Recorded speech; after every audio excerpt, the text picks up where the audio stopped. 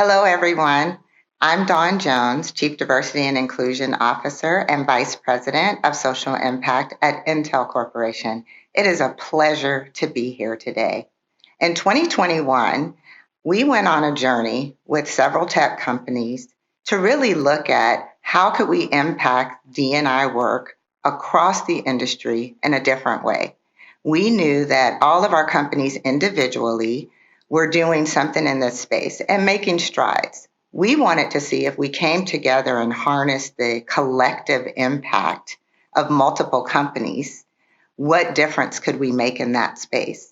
And so we embarked on this journey. We started with 5 companies: Intel, Snap, Dell, NTT Data, and NASDAQ. And we did a lot of research before we launched the alliance. And so we really wanted to see how could we come together and have shared goals with measurable outcomes. And so we took this journey on what we call the Alliance for Global Inclusion. And just to kind of put a fine point on it, when we were going through this journey, we were engaging with Snap, and they were also going on a journey of looking at how they kind of convened the industry and activated and motivated people to do things on a collaborative effort.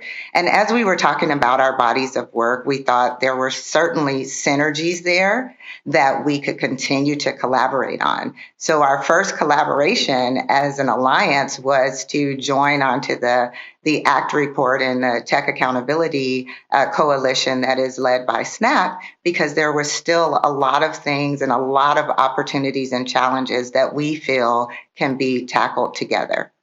And as we collected the data and assessed what we were going to focus on, we really focused on kind of 3 pillars in the body of work around market, society, and people, if you will.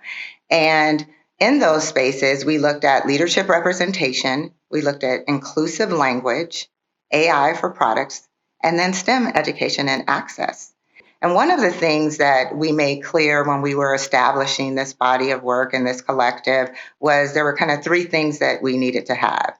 We needed the CDIOs to commit to participating as an executive committee on some of the work that was going to be done. We needed talent from all of the companies to participate on the work streams. And we needed our CEOs to be engaged and aligned in the work that we were doing. We held our first CEO convening at the end of 2022. And that really was to share our outcomes and the results of the data that and the metrics that we had established and where we were on that journey. And then to ask them if they would take a more concerted effort and bolder goals in what we were doing. So there were 2 goals that our CEOs committed to driving forward. One was in the area of inclusive leadership training for all of their C-suite staff by 2025. The other was this idea of acquisition of talent from places that we normally would not secure talent, which opens our aperture to be able to secure talent from multiple places.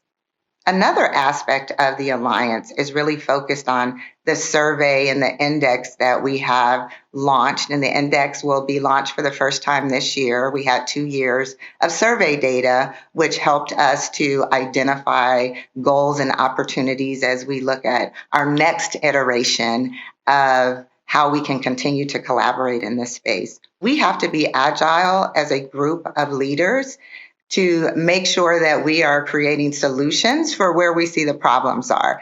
Thus, we wanted to make sure that the 23 data that we release is really an index of where companies fall on their maturity level, the benchmarking they can share from their successes. And we are seeing some positive and some opportunities in the data that we've seen so far.